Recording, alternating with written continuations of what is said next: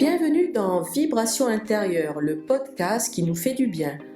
Je suis Sylvie et ici nous explorons ce qui vit en nous, nos mémoires, nos émotions, nos empreintes et ces espaces de conscience qui s'ouvrent lorsque l'on ose ralentir et sentir. Ce podcast est une invitation à écouter, ressentir et comprendre ce qui nous traverse, sans jugement et avec bienveillance. Alors prenez une respiration et plongeons ensemble.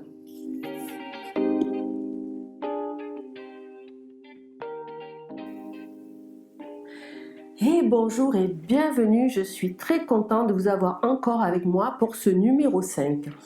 Dans ce numéro 5, j'aimerais vous parler du trauma, des états de conscience modifiés et du corps et comment faire pour aller mieux après un trauma. Aujourd'hui, j'ai envie de vous amener dans un espace un peu différent, un espace entre science, corps et conscience. On parle beaucoup de trauma comme d'un souvenir difficile, mais en réalité, le trauma, ce n'est pas seulement une histoire, c'est un état.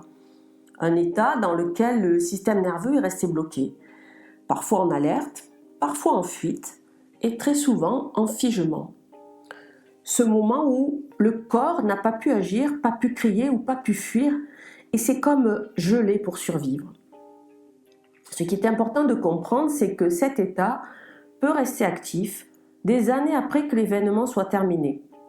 Donc dans cet épisode, je vais vous expliquer pourquoi le corps garde ses empreintes, ce que sont les états modifiés de conscience et surtout comment dans mon travail en breathwork, on peut aller à la rencontre de ces mémoires sans jamais forcer à les revivre, mais en les laissant simplement émerger, en les accueillant et en les libérant à travers le corps.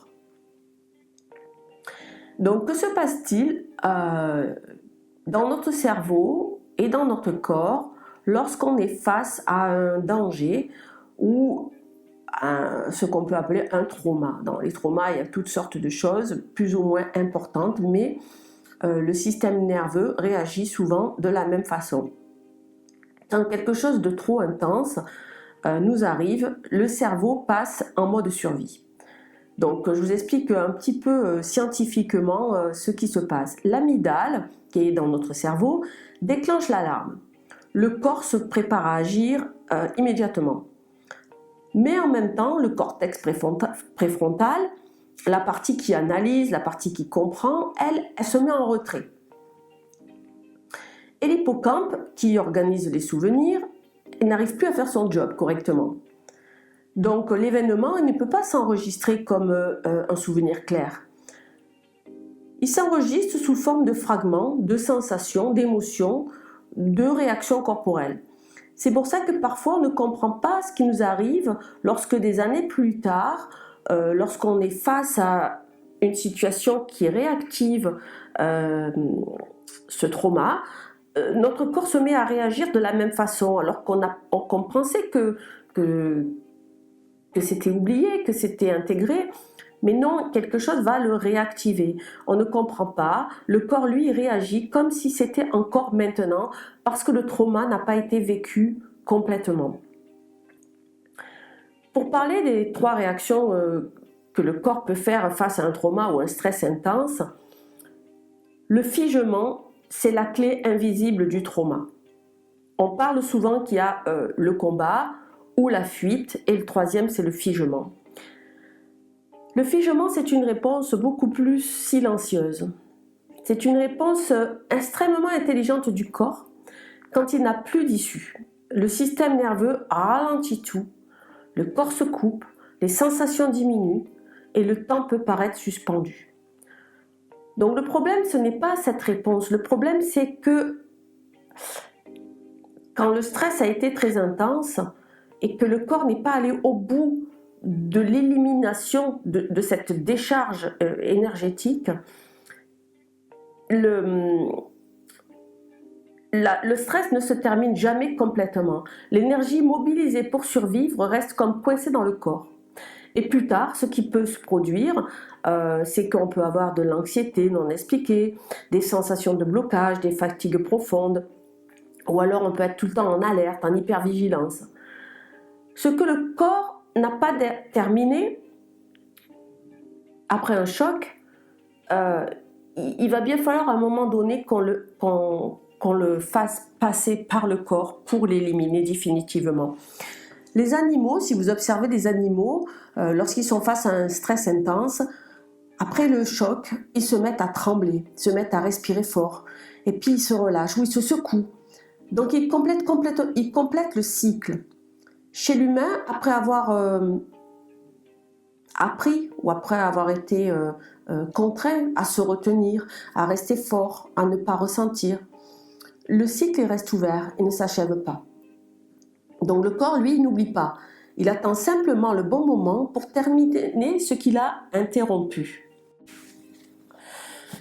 Et donc ce sont avec les états modifiés de conscience et le breathwork en particulier que l'on peut aller à la rencontre de ces états de stress ou ces traumatismes qui n'ont pas été complètement vécus et libérés. Avec les états modifiés de conscience, on peut permettre au mental de ralentir, on peut permettre au mental de moins contrôler et aussi on place notre attention vers le corps. Avec la respiration consciente, on crée cet espace où on se sent en sécurité, un espace où le corps peut s'exprimer sans passer par l'analyse mentale.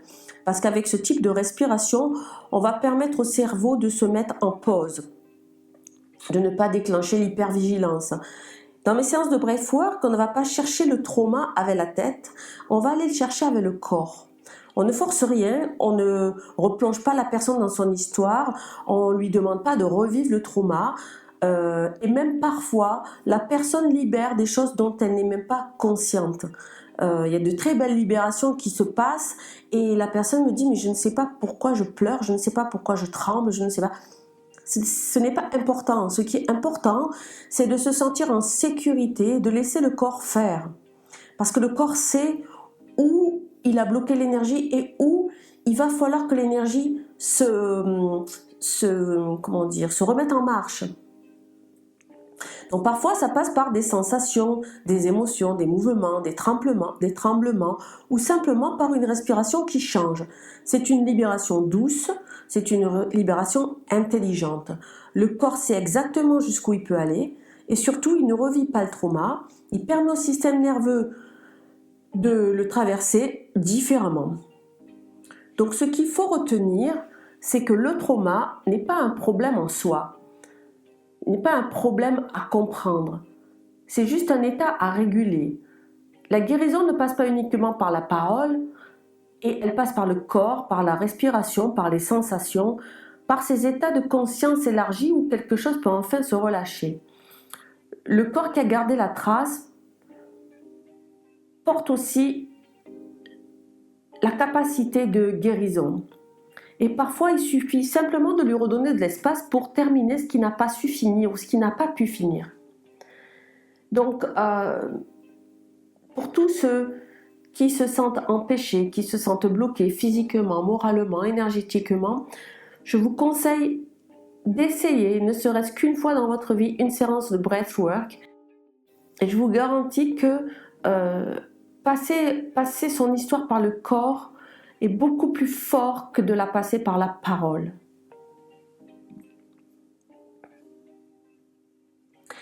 Merci d'avoir partagé cet espace avec moi. Si cet épisode vous a parlé, vous pouvez le partager autour de vous et continuer ce chemin à votre rythme. Prenez soin de votre énergie, écoutez vos vibrations et souvenez-vous, votre chemin est unique et personne ne peut marcher à votre place. Et si vous voulez continuer à me suivre, abonnez-vous à mon YouTube, à mon Facebook et suivez mon actualité. Je serai à partir du mois de mai à Saint-Andiol, à la boutique Pierre de Lumière, pour vous proposer des ateliers le 2 mai, le 13 juin et je serai aussi certainement à la boutique de Lumière, Pierre de Lumière le 6 juin pour une petite présentation avec les cristaux. Et pour toute séance de guidance de cartomancie, vous pouvez me contacter sur mon site. Bonne journée et surtout n'oubliez pas de respirer.